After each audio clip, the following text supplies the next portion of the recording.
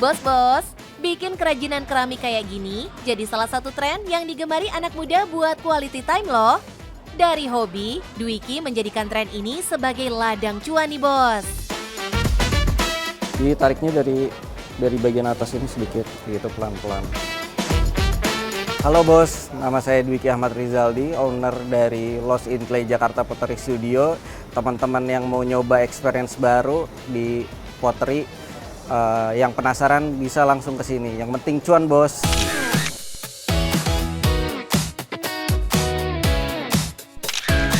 Gak cuma karena bentuknya unik atau estetik ya bos.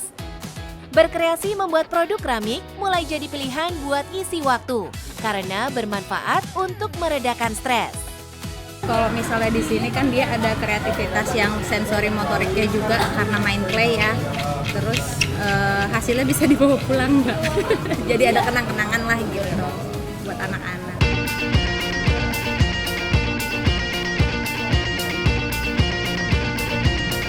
Aktivitas membuat berbagai kerajinan keramik, tarifnya mulai dari Rp75.000. Kapasitas ruangannya hingga 50 orang. Dengan harga paling rendah aja, potensi transaksinya bisa mencapai Rp3.750.000 dalam sehari. Kalau kuliah sebelumnya, saya ini di ilmu pemerintahan FISIP, jadi jauh banget nih sebenarnya.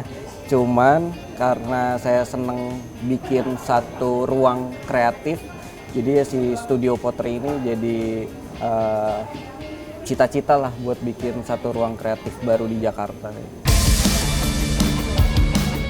Bisnis bikin keramik begini kan termasuk segmented ya bos. Peminatnya nggak sebanyak usaha kuliner atau jual beli barang. Makanya Dwiki punya cara ampuh supaya pelanggan tertarik. Oke, jadi strategi marketing kita sebenarnya simpel aja. Kita pengen customer itu bisa secara organik masarin kita. Caranya gimana? Nah, kita sediakanlah tripod-tripod di setiap meja. Jadi customer pun bisa nge-capture momen menyenangkan dia sama temennya, pasangannya, sama keluarganya kayak gitu. Jadi otomatis dia ngonten, dia masarin kita secara organik dari mulut ke mulut kayak gitu sih. Strategi marketing paling ampuh buat kita adalah tripod. Ini dia.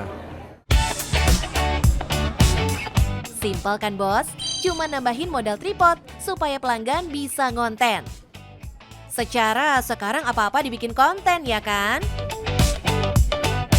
Nah, kalau kita sebenarnya fokusnya di workshop keramik buat keramik kayak gitu. Cuman untuk produknya kita juga ada jual, tapi belum terlalu banyak. Tapi yang sekarang kita kejar sebenarnya buat corporate event sama community event. Jadi selain main di studio, kita juga bisa main ke tempat customernya. Jadi misalkan di acara outing di kantor, gathering di kantor, team building di kantor, dan brand activation biasanya brand-brand kita juga bisa kayak gitu. Sekarang peminat workshop ini bukan cuma customer individu loh bos. Kerajinan keramik mulai dilirik untuk kegiatan corporate gathering, event, dan aktivitas bareng. Artinya, satu konsep yang awalnya dimulai dari studio pottery bisa punya sumber pendapatan dari berbagai customer.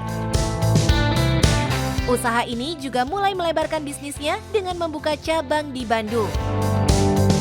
Dari yang awalnya hanya sebuah studio, sekarang mulai berkembang menjadi sebuah brand di dunia creative experience. Mungkin akan kesini lagi sama saudara yang lain juga ya, gitu. Karena jarang-jarang maksudnya ada tempat yang bisa mewadahi kreativitas orang-orang sih, nggak cuma anak-anak. Pengalaman Dwiki jadi bukti ya bos, kalau bisnis nggak selalu harus dimulai dari sesuatu yang besar. Dari hobi aja bisa jadi usaha mendatangkan cuan juga kan? Halo bos, kalau misalkan pengen cuan kayak Lost in Clay, ada 3 tips dari Lost in Clay. Yang pertama, mulai aja, berani dulu.